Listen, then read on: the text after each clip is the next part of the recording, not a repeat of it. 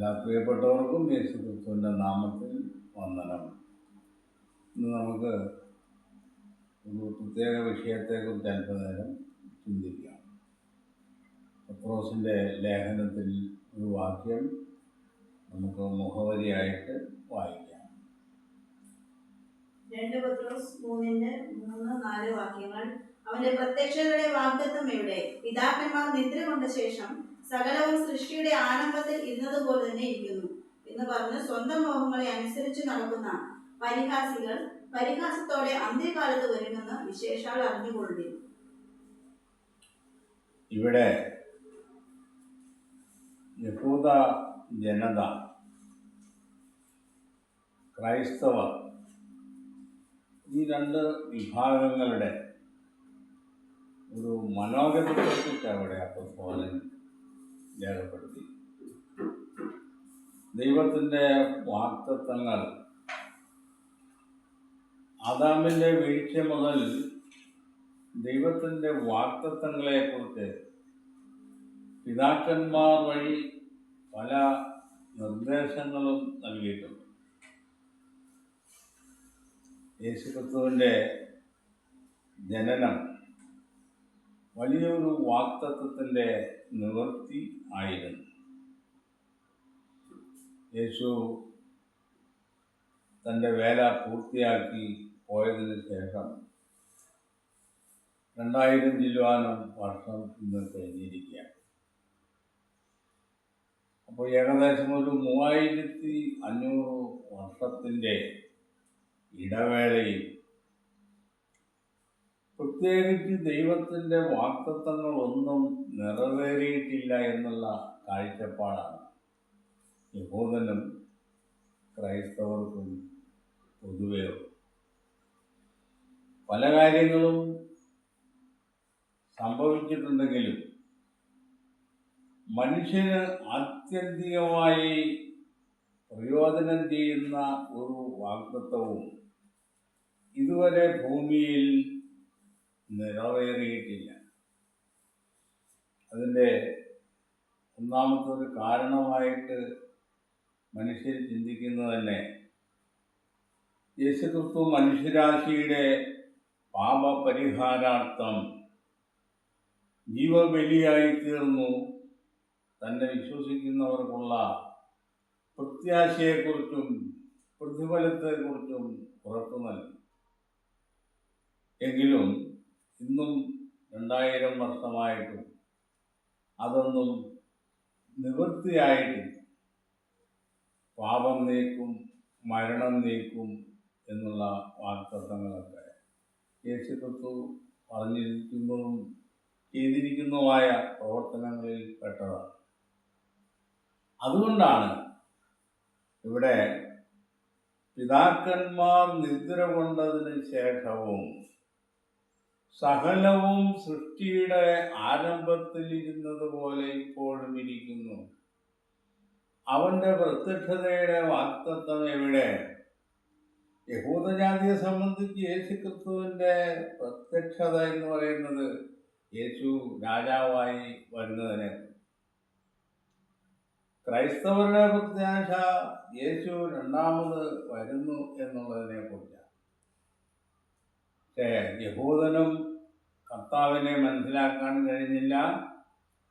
ക്രൈസ്തവരുടെ പ്രത്യാശ വരുന്നതേ ഉള്ളൂ എന്ന് കാത്തിരിക്കുന്നവരുണ്ട്. പക്ഷേ മൊത്തത്തിൽ നമ്മൾ പരിശോധിക്കുമ്പോൾ ഒരു വാഗ്ദത്തങ്ങളും അതിൻ്റെ പൂർത്തിയിലേക്ക് ആയിട്ടില്ല എന്നുള്ളതാണ് വിലയിരുത്തൽ. അങ്ങനെ ഈ വാഗ്ദത്തങ്ങൾ നിമിത്തം ദൈവത്തെയും യേശുക്രിസ്തുവിനെയും പരിഹസിക്കുന്ന പരിഹാസികൾ എന്ന് പറഞ്ഞാൽ ബൈബിളിനെ മൊത്തം പരിഹസിക്കുന്ന പരിഹാസികൾ അന്ത്യകാലത്ത് എഴുന്നേൽക്കും എന്ന് അറിഞ്ഞുകൊള്ളാം. വിശുദ്ധ വേദപുസ്തകത്തിൻ്റെ വിശ്വാസ്യതയെ ചോദ്യം ചെയ്തുകൊണ്ട് അനേകം മതവിഭാഗങ്ങൾ ഇന്ന് വളരെ സജീവമായി നിലകൊള്ളുന്നു. യഹൂദനെയും ക്രൈസ്തവരെയും പീഡിപ്പിക്കുക എന്ന ലക്ഷ്യത്തോടുകൂടി ഇറങ്ങിത്തിരിച്ചിരിക്കുന്ന ജനവിഭാഗങ്ങൾ. ഇവരെല്ലാം പരിഹാസികളാണെന്നാണ് വേദപുസ്തകം പറയുന്നത്. അതുകൊണ്ട് നാം കരുതലുള്ളവരായിരിക്കണം.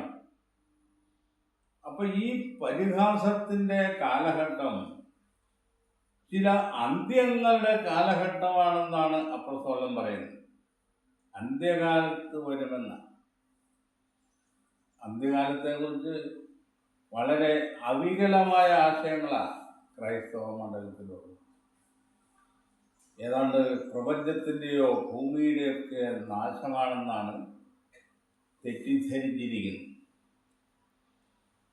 നിലവിലുള്ള വ്യവസ്ഥിതികളുടെ അന്ത്യമെന്ന് നമ്മളത് മനസ്സിലാക്കും.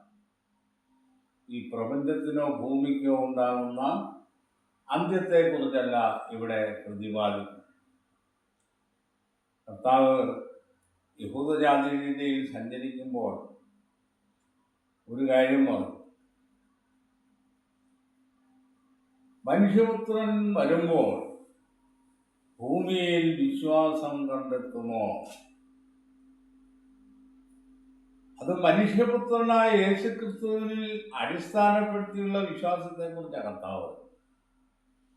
അത് കർത്താവിൻ്റെ ഒന്നാമത്തെ വരവിലും ശരിയായി. മോശ പറഞ്ഞതുപോലെ നിങ്ങളുടെ ദൈവമായ കർത്താവ് എന്നെപ്പോലെ ഒരു പ്രവാചകനെ നിങ്ങൾക്ക് എഴുന്നേൽപ്പിച്ചു തരുമെന്ന് പറഞ്ഞ ആ പ്രവാചകൻ യേശുവാണെന്ന് പറഞ്ഞിട്ട് അന്ന് യഹൂദജാതി വിശ്വസിച്ചില്ല. അതുപോലെ ഈ അന്ത്യകാലത്ത് ഒരു അവിശ്വാസത്തിന്റെ തലമുറ ഉയർത്തെഴുന്നേൽക്കുന്ന യേശുവിൻ്റെ രണ്ടാമത്തെ പ്രത്യക്ഷതയുടെ കാലമാകുമ്പോൾ ലോകം മാനസാന്തരത്തിൽ നിന്ന് അകന്നിരിക്കും. യാതൊരു വിധത്തിലുള്ള മാനസാന്തരവും ഇല്ലാത്തൊരു ലോകം എന്നാണ്. അതിൻ്റെ തുടക്കങ്ങളാണ് നമ്മളിപ്പോൾ കണ്ടുകൊണ്ടിരിക്കുന്നത്. വെളിപ്പാട് പുസ്തകത്തിൽ കർത്താവിൻ്റെ രണ്ടാം വരവിന് മുൻപായിട്ട് സംഭവിക്കേണ്ടുന്ന സംഭവ വികാസങ്ങളുടെ പരമ്പര ഒരു പട്ടിക തന്നെ രേഖപ്പെടുത്തി. 7 കാഹളം, 7 ക്രോധകലശം, 7 മുദ്ര. ഇതിൻ്റെ എല്ലാം കാലഘട്ടം യേശുക്രിസ്തുവിൻ്റെ രണ്ടാം വരവിനായി ലോകത്തെ ഒരുക്കുന്ന സംവിധാനങ്ങൾ നടപ്പാക്കുന്നതിന് വേണ്ടിയിട്ടുള്ള ഉപാധികളായിട്ടാണ് കാണാൻ കഴിയുന്നത്. അപ്പോൾ നമ്മൾ ഇന്നിപ്പോൾ അതിൻ്റെ കാലത്താണ് ജീവിക്കുന്നത്. ഇന്ന് ഇസ്രായേലും ഇറാനും അതുപോലെ 2 ചേരികളിലുമുള്ള സഖ്യ രാജ്യങ്ങൾ തമ്മിൽ മതപരവും ധാർമ്മികവും രാഷ്ട്രീയപരമായ വിഷയങ്ങളെ അടിസ്ഥാനത്തിൽ നടന്നുകൊണ്ടിരിക്കുന്ന യുദ്ധങ്ങൾ ഇത് ഒരിക്കലും നന്മയിലേക്ക് പരിണമിക്കാത്ത വിധത്തിൽ അധാർമികത ഏറ്റവും വിളഞ്ഞു വരുന്നതായിട്ടാണ് കാണാൻ കഴിയും. തീവ്രവാദം എന്നുള്ള ആ മഹാവിഷം മനുഷ്യരെ സ്വസ്ഥതയും സ്വൈര്യവും കെടുത്തിക്കൊണ്ടിരിക്കുക. ഏറ്റവും തീവ്രവാദത്തിന് യോഗ്യമായ ഏക വിഷയം ബൈബിൾ പറയുന്ന ക്രിസ്തു എന്ന ആ രക്ഷിതാവിനെ കുറിച്ചുള്ള വിഷയമാണ്. അത് സർവ്വലോകത്തിലും സർവ്വ മനുഷ്യർക്കും അനുകരിക്കേണ്ടതും ആവശ്യമായിരിക്കുന്നതും അറിയേണ്ടതുമായ വിഷയങ്ങളാണ്. പക്ഷെ അതിനെക്കുറിച്ച് ഒരു തീവ്രവാദവും ഇന്ന് ക്രിസ്ത്യാനികൾ കൈക്കൊള്ളുന്നില്ല എന്നുള്ളതാണ്. അതിൻ്റെ ആവശ്യമില്ല എന്നുള്ളതാണ്. ആ തീവ്രവാദം അത് വളരുവാനും അംഗീകരിക്കുവാനും ദൈവം തിരഞ്ഞെടുത്തിരിക്കുന്ന സമയത്ത് എല്ലാവരും അത് അംഗീകരിച്ചുകൊള്ളുമെന്നുള്ളതാണ്. അങ്ങനെ അംഗീകരിക്കാത്തവരെ മനുഷ്യരല്ല നശിപ്പിക്കുന്നത്, അത് ക്രിസ്തുവിൻ്റെ ഭരണം വഴി നശിപ്പിക്കപ്പെടും എന്നുള്ളതാണ് നമ്മൾ മനസ്സിലാക്കാൻ. അപ്പൊ ഇവിടെ പിതാക്കന്മാർക്ക് നൽകിയിരിക്കുന്ന വാഗ്ദത്തങ്ങൾ, അതിൽ പ്രത്യേകം അടിവരയിട്ട് ചിന്തിക്കേണ്ട രണ്ട് വാഗ്ദത്തങ്ങളെ കുറിച്ച് വേദപുസ്തകം പറയുന്നത്. ആ വാഗ്ദത്തങ്ങളെ അടിസ്ഥാനപ്പെടുത്തിയിട്ടാണ് ബാക്കി എല്ലാ പുസ്തകങ്ങളും ദൈവത്തിൻ്റെ നിർണയങ്ങൾ അവതരിപ്പിക്കുന്നത്. ഉൽപ്പത്തി പുസ്തകം 3-ാം അധ്യായം 15-ാം വാക്യം നമുക്ക് പരിശോധിക്കാം. ഒന്നാമത്തെ ദൈവത്തിൻ്റെ വാഗ്ദത്തം മനുഷ്യനോടുള്ളത് എന്താണ് എന്ന് പരിശോധിക്കാം. ഞാൻ നിനക്കും സ്ത്രീക്കും നിന്റെ സന്തതിക്കും അവളുടെ സന്തതിക്കും തമ്മിൽ ശത്രുത്വം ഉണ്ടാക്കും. അവൻ നിന്റെ തല തകർക്കും, നീ അവന്റെ കുതികാൽ തകർക്കും. ഏദൻ തോട്ടത്തിലെ ന്യായവിധിയുടെ സന്ദർഭത്തിൽ ആദാമിനും ഹവ്വായ്ക്കും അവരുടെ സന്തതി പരമ്പരകൾക്കും ദൈവം നൽകുന്ന ആശ്വാസത്തിൻ്റെ ഒരു വാഗ്ദത്തമാണ് ഇവിടെ ഉദ്ധരിക്കുന്നത്. ഞാൻ നിനക്കും സ്ത്രീക്കും നിന്റെ സന്തതിക്കും അവളുടെ സന്തതിക്കും തമ്മിൽ ശത്രുത്വമുണ്ടാക്കും. അവൻ നിന്റെ തല തകർക്കും, നീ അവന്റെ കുതികാൽ തകർക്കും. ഇവിടെ പിശാചും സ്ത്രീയും അവര് രണ്ട് വ്യക്തികൾ. അപ്പൊ സ്ത്രീയുടെ സന്തതി എന്ന് പറയുന്നു, ഹവ്വായുടെ സന്തതി സർപ്പമേ നിന്റെ തല തകർക്കും എന്ന് പറഞ്ഞാൽ നിന്റെ ആശയങ്ങളിന്മേൽ, നീ വരുത്തി വച്ചിരിക്കുന്ന നാശത്തിന്മേൽ ഈ സ്ത്രീയുടെ സന്തതി ജയം പ്രാപിക്കുമെന്നാണ്. അപ്പൊ നീ നിന്റെ സന്തതി ചെയ്തുകൊണ്ടിരിക്കുന്നത് സ്ത്രീയുടെ സന്തതിയുടെ കുതികാൽ നീ തകർത്തുകൊണ്ടിരിക്കുന്നതാണ്. അപ്പൊ ഈ ശത്രുത ഏദനിൽ വെച്ച് ആരംഭിച്ചത്. നാം ആദ്യം പറഞ്ഞതുപോലെ ഏതാണ്ട് 3500 വർഷമായിട്ടും ഇതിൻ്റെ അനുഗ്രഹത്തിൻ്റെ പ്രത്യക്ഷമായ പ്രകടനം മനുഷ്യരിലേക്ക് ഇതുവരെയും ആയിട്ടില്ല. അതുകൊണ്ടാണ് ഒരു ചോദ്യം, അവൻ്റെ വാഗ്ദത്തങ്ങളുടെ നിവൃത്തികൾ എവിടെയാണ് ഇത്രയും വർഷമായി? അപ്പൊ ഇവിടെ ഏദൻ പറഞ്ഞ ഈ വാഗ്ദത്തത്തിൻ്റെ ഒരു പടി കൂടി ഉയർന്ന രീതിയിൽ ദൈവം അബ്രഹാമിനോട് ഈ വാഗ്ദത്തത്തെക്കുറിച്ച് പറയുന്നു. ഉൽപ്പത്തി പുസ്തകം 22-ാം അധ്യായം 18-ാം വാക്യം. നീ എന്റെ വാക്കനുസരിച്ചത് കൊണ്ട് നിന്റെ സന്തതി മുഖാന്തരം ഭൂമിയിലുള്ള സകല ജാതികളും അനുഗ്രഹിക്കപ്പെടും എന്ന് ഞാൻ എന്നെക്കൊണ്ട് തന്നെ സത്യം ചെയ്തിരിക്കുന്നു എന്ന് യഹോവ അരുളിച്ചെയ്യുന്നു. ഇവിടെ ഏദൻ തോട്ടത്തിൽ ആദാമിനും ഹവ്വായ്ക്കും നൽകിയ വാഗ്ദത്തത്തിന്റെ ഒരു പടി കൂടി ഉയർന്ന ആശയങ്ങൾ അബ്രഹാമിനോട് ദൈവം അരുളി ചെയ്യുക. നീ എൻ്റെ വാക്കനുസരിച്ചതുകൊണ്ട്. അബ്രഹാമിന് പുത്രനില്ലാതിരിക്കെ 100 വയസ്സായപ്പോൾ ഇസ്ഹാക്ക് ജനിക്കുന്നു. ഇസ്ഹാക്കിനെ ബലി ചെയ്യുവാൻ ദൈവം ആവശ്യപ്പെടുന്നു. അബ്രഹാം യാതൊരു മടിയും കൂടാതെ ഇസ്ഹാക്കിനെ ബലി കൊടുക്കും. അതുകൊണ്ട് അബ്രഹാമിൻ്റെ വിശ്വാസത്തെ ദൈവം പരീക്ഷിച്ചു, സന്തതിയെ യാഗമായി നൽകി. അതിൻ്റെ പേരിൽ നിന്റെ സന്തതി മുഖാന്തരം ഭൂമിയിലുള്ള സകല വംശങ്ങളും സകല ജാതികളും അനുഗ്രഹിക്കപ്പെടുമെന്നാണ്.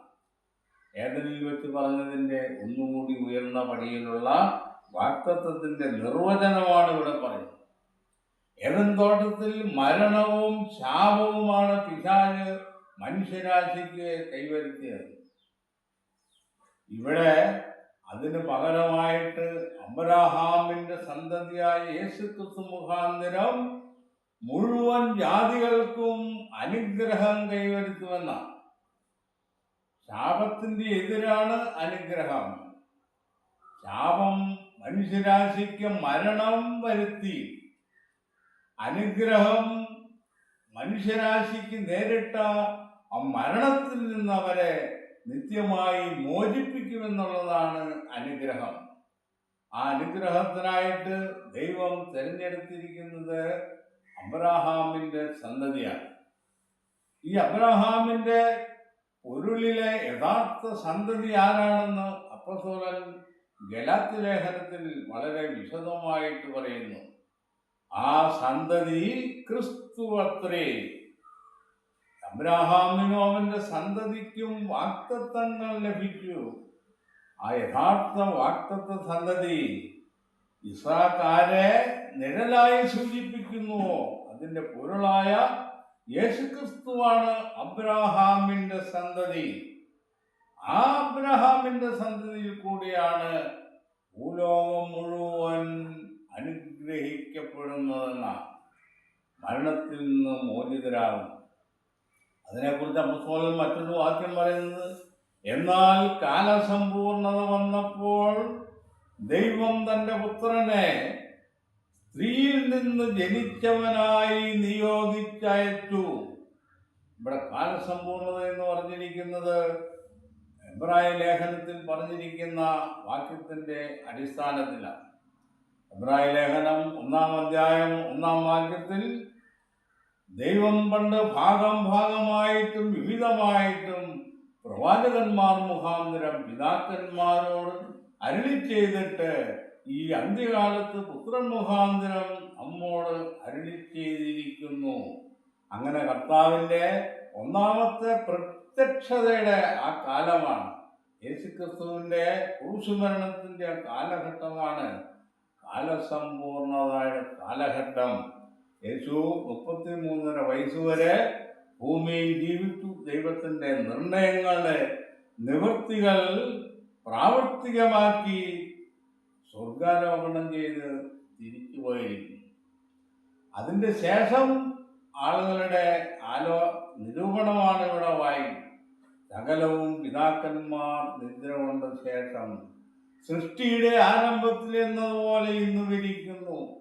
ആദാം സന്തതി പരമ്പരകൾക്കും മരണം നേരിട്ട അതേ മരണം ഇന്നും തുടർന്നുകൊണ്ടിരിക്കുന്നു.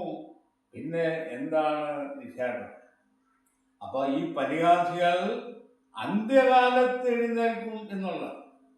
അപ്പോൾ അന്ത്യകാലത്തിന്റെ മറ്റൊരു സൂചനയാണ് നമ്മൾ ഇവിടെ പത്രോസിന്റെ ലേഖനത്തിൽ വായിക്കുന്നത്. യേശുവിന്റെ ഒന്നാം വരവ് അന്ത്യകാലത്തിലായിരുന്നു എന്ന് എബ്രായ ലേഖനത്തിൽ പറയുമ്പോൾ രണ്ടാം വരവിനെ കുറിച്ചും അന്ത്യകാലം എന്നാണ്. അപ്പൊ അന്ത്യകാലത്തിന്റെ ദൈർഘ്യം എന്താണെന്ന് മനസ്സിലാക്കുന്നതിനാണ് നമ്മുടെ ബുദ്ധി. കർത്താവിന്റെ ഒന്നാം വരവ് മുതൽ രണ്ടാം വരവിലുള്ള സഹസ്രാബ്ദ വാഴ്ച അല്ലെങ്കിൽ രാജവാഴ്ച ആരംഭിക്കുന്നത് വരെയുള്ള ആ ദൈർഘ്യമേറിയ കാലഘട്ടത്തെ അന്ത്യകാലം എന്നാണ് വേദപുസ്തകം പറയുന്നത്. അപ്പൊ അന്ത്യകാലത്തിന്റെ ഏറ്റവും ഒടുവിൽ ഇന്ന് വന്നിരിക്കുകയാണ്. ഇന്ന് ക്രിസ്തുമതത്തെയും ബൈബിളിന്റെ ഉപദേശങ്ങളെയും നിരാകരിച്ചുകൊണ്ട് ഈ വാക്തത്വങ്ങളും ഈ പ്രവചനങ്ങളൊന്നും നിവൃത്തിയാകുവാൻ പോകുന്നതല്ല എന്ന് പറഞ്ഞുകൊണ്ട് ഇതെല്ലാം തള്ളിക്കളയുന്ന പരിഹാസികളെ കൊണ്ട് ഇന്ന് ഭൂമി നിറഞ്ഞിരിക്കുക. അതിനുള്ള സമയമാണ് ഇപ്പോൾ. കർത്താവ് പറഞ്ഞു, നന്മയും തിന്മയെയും കെട്ടുകളായി കൊയ്യുന്ന കാലത്താണ് കെട്ടുന്നത്. യേശുവിൻ്റെ രണ്ടാമത്തെ വരവ് വലിയ ഒരു കൊയ്ത്തിന്റെ കാലഘട്ടമാണ്. ആ കൊയ്ത്തിന്റെ കാലഘട്ടം ഇപ്പോൾ ആസന്നമായിരിക്കുന്നു. തിന്മ കെട്ടുകളായി കെട്ടുവാൻ പോകുന്നു. രണ്ട് വിധത്തിലുള്ള തിന്മകളാണ് മാനവ സമുദായത്തിൽ നിലവിലിരിക്കുന്നത്. രാഷ്ട്രീയപരമായും ആത്മീകപരമായിട്ടുള്ള വിഷയങ്ങളിൽ മനുഷ്യന് അസഹിഷ്ണുതയും അതൃപ്തിയും അസമാധാനവും വിളയാടിക്കൊണ്ടിരിക്കുന്ന ഈ പ്രവണതകൾ അതിനെല്ലാം കെട്ടുകളാക്കി കെട്ടുന്നതിന് വേണ്ടിയിട്ടാണ് കർത്താവിൻ്റെ രണ്ടാം വരവിൻ്റെ ആദ്യത്തെ ഉദ്ദേശം. തിന്മയെ നിശേഷം ഇല്ലാതാക്കുക എന്നുള്ളതാണ്. അതുവഴി മനുഷ്യൻ നന്മയിലേക്ക് തിരിയേണ്ടുന്ന ഒരു കാലഘട്ടം കൂടി ആയിത്തീരുകയും ചെയ്യും. അപ്പൊ ഈ പരിഹാസികളുടെ ഉപദേശങ്ങൾ കേട്ടുകൊണ്ട് ദൈവത്തിന്റെ വചനങ്ങളെ പുറകിലെറിഞ്ഞു കളഞ്ഞ് അവിശ്വാസികളായി തീരേണ്ട ആവശ്യം ക്രൈസ്തവർക്ക് ഇല്ല എന്നുള്ള കാര്യം വളരെ വ്യക്തമായി മനസ്സിലാക്കണം.